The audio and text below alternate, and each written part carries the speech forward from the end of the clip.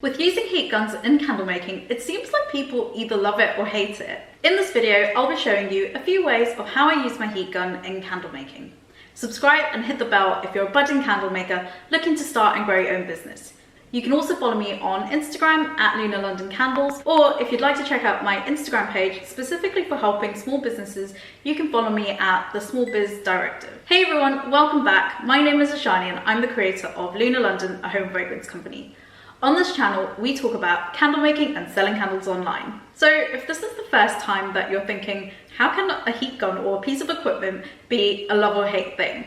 And to be honest, when I first started my candle making journey, I didn't really think that was a thing either. To give you a tiny bit of a background, the reason why it's love or hate with some candle makers is because some people believe that candle making is an art form, and to be able to create perfectly smooth tops is part of that art form. So in a sense, like using a heat gun is kind of like cheating, but at the end of the day, for me, I feel like technology moves on, and if something can help you, why not? But really, it's down to you and what you feel comfortable with. The way I see it is kind of like reading a map, the old school way, like on paper, or using navigation. Like both are equally valid, and it really just comes down to personal preference. If you're not sure of what a heat gun is, it's essentially a glorified, powerful hairdryer. So this is my heat gun here. It's from a brand called Tap Life, which I got from Amazon.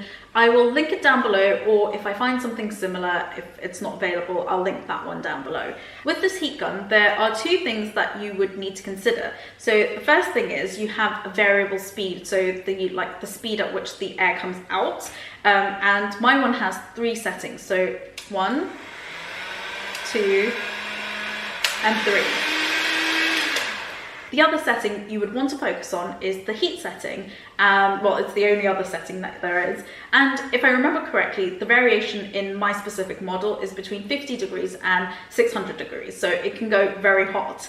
And that's degrees Celsius. The first way I use my heat gun is to heat my jars prior to pouring in hot wax. Because my jars are painted, I have to be very careful not to damage the surface. So I can't put them in like a hot bath of water to be able to pour my wax in. So I use my heat gun for it. So generally with my heat gun, I usually stick around setting 3 in terms of the heat setting and setting 2 in terms of the speed setting. I feel like that's kind of like the perfect zone for candle making. If you're unfamiliar with a heat gun, they are used generally in like very industrial settings, like removing paint and varnish and stuff, so that's why it can go up really high in heat, but for candle making we want to kind of stick in the lower range.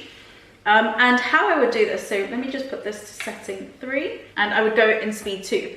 Now the reason I want to use my heat gun to warm up my jar is because firstly I use a paraffin blend wax, which is known for contracting and pulling itself away from the walls of your container as it cools down.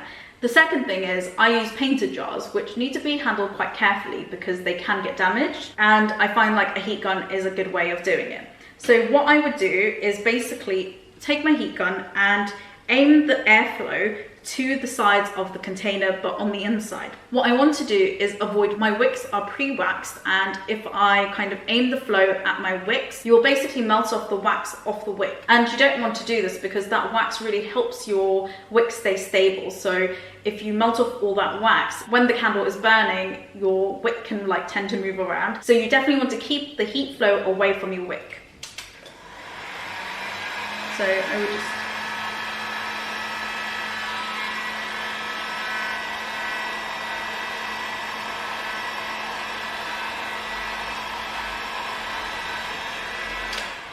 So you can see it's pretty simple. Just aim it at the container walls and you'll be good to go. The reason why you would want to heat your jar, especially if you're using a paraffin blend, is because there's a very big temperature difference between the hot wax and your cold container if it was unheated. Waxes like a paraffin blend are notoriously known for contracting, so they kind of want to pull away from the walls of the container. What can happen in extreme cases where there's a big temperature difference between the wax and the container is that it can actually pull away from your container completely, so you can literally pop pop out the wax as if it was a pillar like wax candle. So it's important, especially if you're using a paraffin blend or paraffin wax, to preheat your jars. The second way I use my heat gun is to sometimes perfect imperfections on top of the candle. It's usually like an aesthetic thing. So just say, like, so for example, I've done this on purpose where I've poured a candle directly into a cold jar. So I'll show you a close-up. You can see it's kind of like not exactly perfect.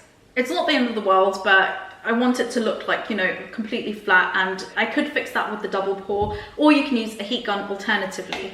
So again, I'm going to use setting 3 at speed 2. And what I would do, I'll just tell you before the noise comes on, is basically rotate my candle in my hand, so you're evenly heating around the candle. You don't want to go too high because you could burn out your fragrance oil, and essentially like the top of your candle won't smell, which will obviously not leave a good impression for a customer.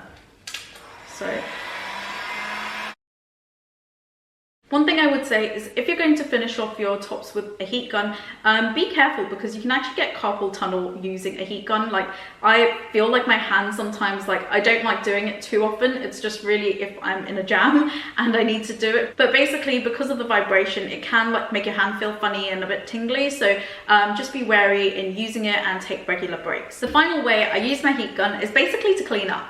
So it is perfect for cleaning up waxy surfaces because it essentially melts everything down and you can like wipe it away. Say you put it at the highest speed setting, which is 600 degrees. You can go ahead and like basically burn off fragrance oils. So you can really get rid of fragrance oils and burn them out completely, and then go ahead and wipe them down with rubbing alcohol. That's a really good way to clean out your equipment to avoid cross-contamination. It's really important to avoid cross-contamination, because if you do get contamination between different fragrance oils, it could invalidate your CLP and therefore your insurance. So it's quite scary, and definitely something that as candle makers we have to take seriously in terms of you know, cleaning out our equipment. So I'll go ahead and give you a quick example of how I would go about cleaning. I'm not going to clean all of it because I'm feeling kind of lazy, but essentially I would go in at a really high setting, 8 or 9 on my specific model. Obviously it'll vary depending on yours, and I'll go ahead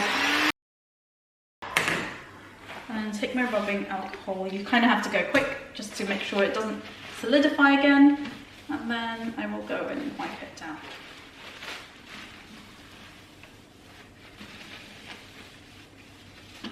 So I will show you, I guess, comparing the two sides. Or you can see my clean bit versus my waxy bit. So you can see it's super easy and like really efficient to have. Even if you just use your heat gun for cleaning, it's definitely like really helpful. For my, just so I mention it, in my buffalo kettle I don't mix any fragrances in there because it's basically just for melting wax. So I don't have to worry about cross-contamination in there. But specifically where I would use my heat gun to clean it out is my wax melting pot and my piston funnel. So I hope you found this video useful. That was it from me today. I would love to know what your thought is on heat guns. So you like pro them or against them? Doesn't really not bother you at all. It would just be super interesting to know. So I hope you enjoyed this video. If you did, please like, comment and subscribe, and I will see you in my next one. Bye.